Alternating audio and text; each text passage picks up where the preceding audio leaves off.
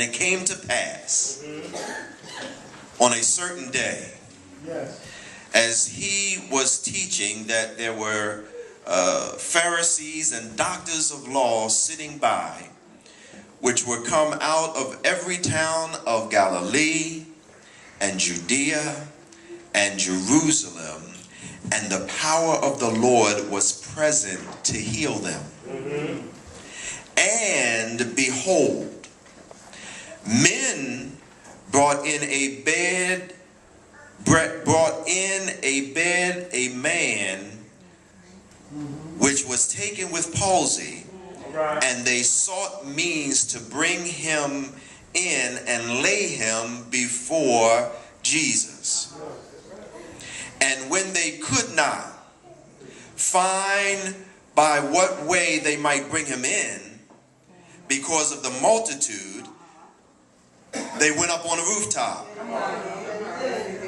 and let him down through the tiling with his couch into the midst before Jesus.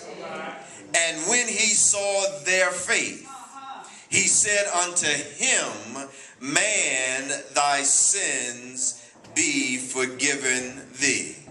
I just want to stop right there. Just stop right there. I want to talk to you this morning on for a few minutes on the topic, dropping him down.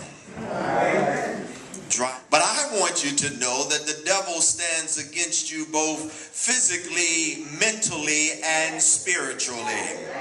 Y'all ain't, yeah. He's not just going to deal with you from a physical standpoint. If he can't get you one way, he's going to get you another way. You have to understand that the devil doesn't have to mess with you all the time. As a matter of fact, if he can just simply mess with your geographical location, if he can mess with the people around you, he can mess with you. Do I have a witness in here? You might be keen to his mess that he might do to you, but when he attacks people around you, friends that you know and so-called associates, when he gets in them, he knows that through them he can get to you. You want to watch who's sitting around. Talk to your neighbor, touch your neighbor right now and say, are you a friend or are you a foe?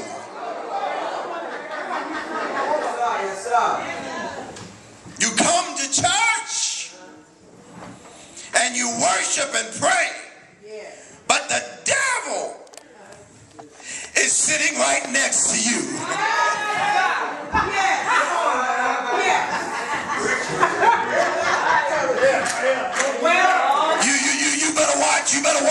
You better watch who's sitting next to you. You better watch who's sitting next to you. That's why they get upset when you're ready to praise. That's why they get upset when you're ready to shout.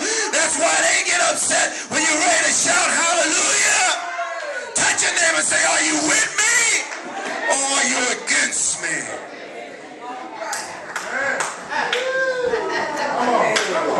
Tell the truth. That's right. It's real. It brings into question whether or not you are truly aligning yourself with God. Because when you are aligned with God, it doesn't matter who's sitting next to you. You're still going to release yourself. You're still going to praise like you lost your mind. You're still going to celebrate like he's the only one in the room. Touch your neighbor and say, are you with me? He's not, do you understand? He's not going to challenge you in an area of strength where you know that you can identify that it's him. But he's going to get you in your area of weakness. And trust me, he knows your area of weakness. And there are times when even the best of us will question whether or not we're truly on target with God. Look at the text. Look at the text. Jesus was in a house over there in Capernaum, and the house was packed, including Pharisees and doctors of the law. And the Bible declares that there was a man that was born of 4. In other other words, he had other family members, but he was of the fourth of the family. And the Bible says, and behold, they brought to Jesus a sick man. Touch your neighbor and say, a sick man. This was a man who had been paralyzed for a long time. And the Bible says, and behold, they brought him.